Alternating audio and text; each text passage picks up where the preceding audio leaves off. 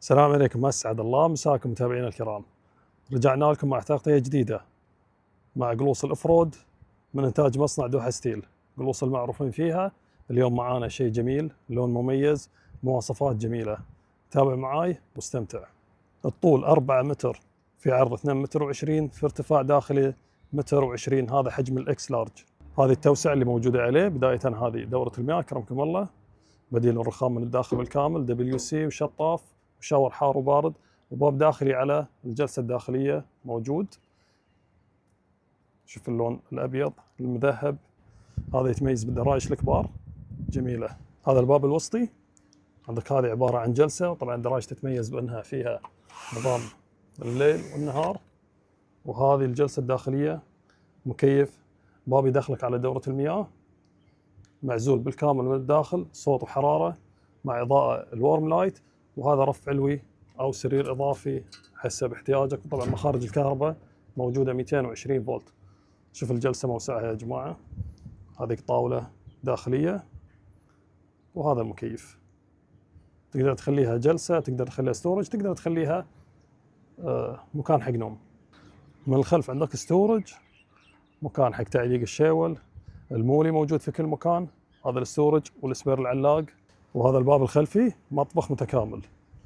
عندك اللي هو المغسلة موجودة ستانلس ستيل الإيطالية مع المصفاة، والفرن على الغاز شغال، والثلاجة الجميلة هذه 95 لتر، حجم مناسب، بابين كل باب مفصول عن الثاني درجة الحرارة، وأماكن تخزينية فوق مع الليت المخفي الداخلي، وبعد ليت في الباب اللي فوق، وطاولات الخدمات على اليمين وعلى اليسار.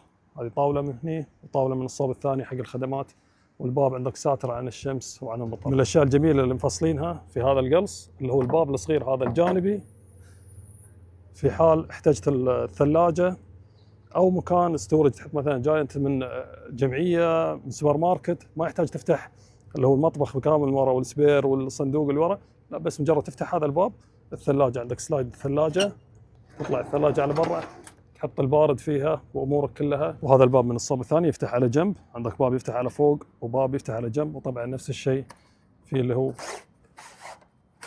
الليل والنهار حق الشتر.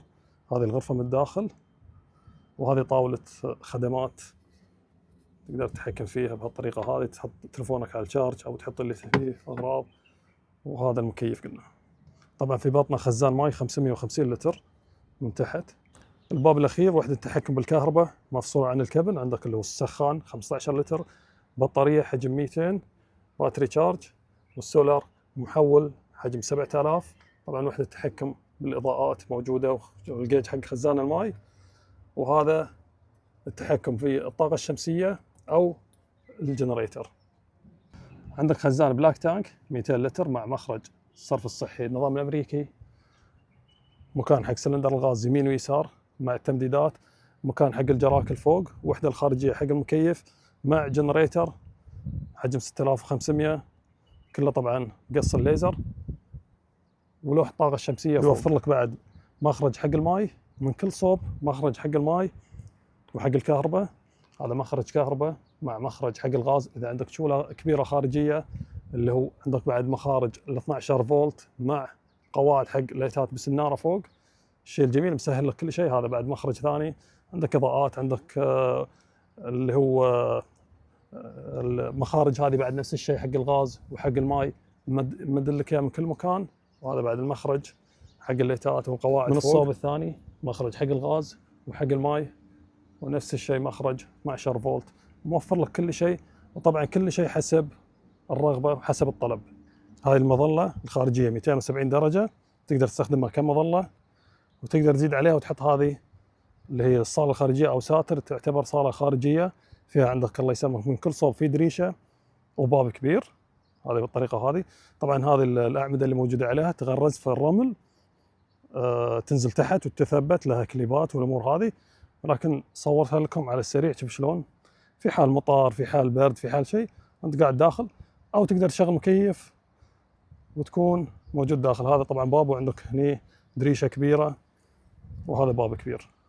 مستخدم رنقات البلاك رينو جميلة جدا. شوف شلون صبة واحدة تيك، هذه قطعة واحدة كامل حديد، تعطيك طابع أوف رود مع تواير الأفرود هذه الجميلة، تتحمل أوزان وتحمل أماكن البر. جينا عند الشيء المهم، الأسعار. هذا حجم الإكس لارج، يبدأ عندهم في مصنع دوحة ستيل من 55,000 ريال، ويزيد حسب المواصفات والإضافات المطلوبة. يعني كثر ما حطيت مواصفات واحتياجاتك يزيد السعر، يوصل لك 70 80 90 حسب أنت شو اللي ضفت عليه من احتياجات. وهذا للعرض مو للبيع. الله يبارك حق رعيه ويعطيه خيرك في شره إن شاء الله.